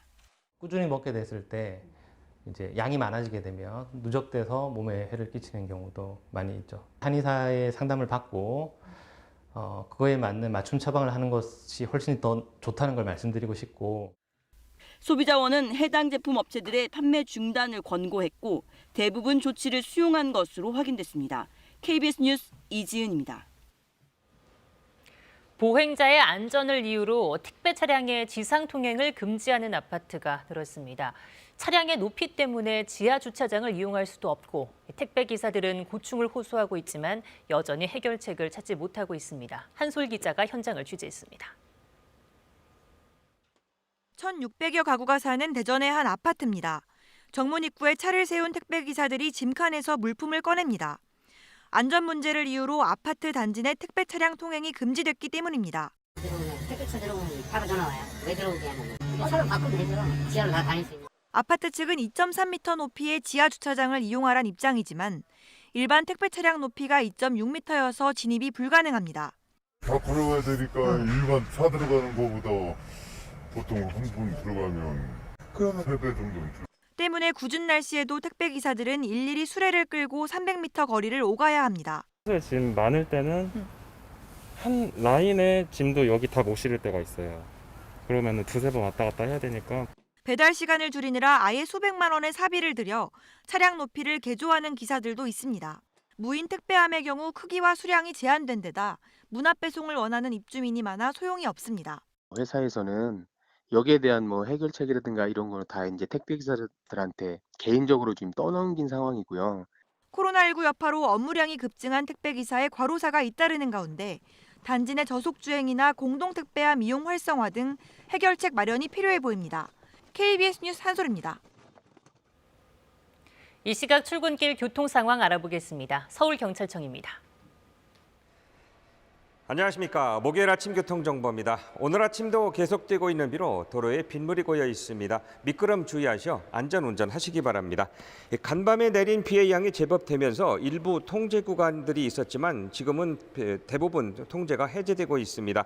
모래내 사천교 지하차도가 전면 통제되다가 조금 전부터 해제되었고 염천교 지하차도 일부 침수되면서 부분적으로만 통제되고 있습니다. 노들길 한강철교 부근도 일부 침수 지점이 있지만 통행에는 지장이 없어 정상 소통되고 있으며 중랑교 역시 일부 구간 침수가 있었지만 모두가 정상적으로 소통이 되고 있습니다. 오늘 아침 출근길 평소보다 조금은 차량들이 많아 보입니다. 성산로 금화터널 방향 연희동 교차로 이전부터 연세대 정문 지날 때까지 정체며 언주로 도심안 쪽 내곡나들목에서 구룡터널 사이 30km 내외 속도로 밀리고 있습니다. 반포대로도 반포대교 북단부터 강남 성모병원 사거리 지날 때까지 평소보다 긴 구간 더딘 운행되고 있습니다. 교통통제 및 혼잡 예상 정보입니다. 여의도 더불어민주당사 앞에 오후 2시부터 4시까지 소규모 집회가 예정돼 있으며 이 집회에 참가 차량들이 많아서 주변 도로에 영향을 줄 것으로 보입니다. 내부순환도로 성산대교에서 사천교 사이 도로 파손 지점 복구 공사로 오늘 밤 10시부터 내일 새벽 5시까지 한 개 차로가 부분 통제될 예정입니다. 교통정보였습니다.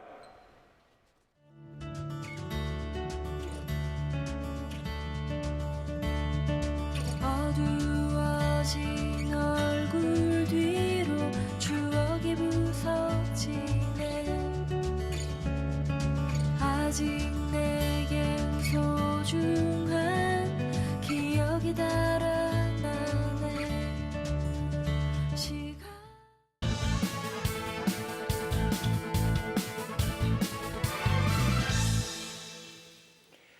김해 신공항 검증위원회가 근본적 재검토 결론을 내렸습니다. 이 근본적 재검토가 사실상 백지화로 해석되면서 2006년 시작된 동남권 신공항 논의는 다시 원점으로 돌아온 셈입니다. 그러나 내년 4월 부산시장 보궐선거를 의식해서인지 정치권에서는 가덕도에 신공항을 건설하는 쪽으로 분위기를 몰아가고 있습니다. 동남권 신공항 건설 논의는 2006년 노무현 전 대통령의 지시로 시작됐습니다. 그러다가 2007년 이명박 전 대통령이 다시 이를 대선 공약으로 내세웠지만 취임 이후 실무 검토 결과를 토대로 백지화시켰던 것을 박근혜 전 대통령이 2012년 대선 공약으로 다시 들고 나왔습니다. 그러면서 후보지 평가를 했는데 김해 확장, 밀양, 가덕도 순으로 결과가 나와서 김해공항 확장이 결정됐습니다. 문재인 정부는 전 정부의 결정을 이어받아서 김해공항 확장안을 토대로 기본 계획안을 수립했지만 부산, 울산, 경남 단체장들의 반대로 결국 지난해 12월 김해 신공항 검증위가 출범하면서 이번 근본적 재검토 결론이 난 것입니다. 지금까지의 과정을 보면 부산, 경남의 표를 의식한 정치적인 논리가 크게 작용했음을 확연하게 알 수 있습니다. 그러면서 이제는 가덕도 신공항이 동남권 신공항의 강력한 후보지로 부상하고 있습니다. 부울경 단체장을 비롯한 여권의 적극적인 지지 속에 야권도 반대를 하지 못하는 형국이기 때문입니다. 내년 부산시장 보선 때문이라는 것이 대체적인 분석입니다. 이렇다 보니 가덕도 대세론 쪽으로 기울 수밖에 없는 상황입니다. 그렇다면 박근혜 정부 때 했던 후보지 평가는 무엇인가요? 왜 가덕도여야 하는지 설명이 필요하다는 얘기입니다. 정치 논리가 아닌 경제성과 효율성으로 설명이 돼야 합니다. 왜 가덕도여야 하는지 정부와 정치권에 납득할 수 있는 설명을 기대합니다. 뉴스에서 이랬습니다.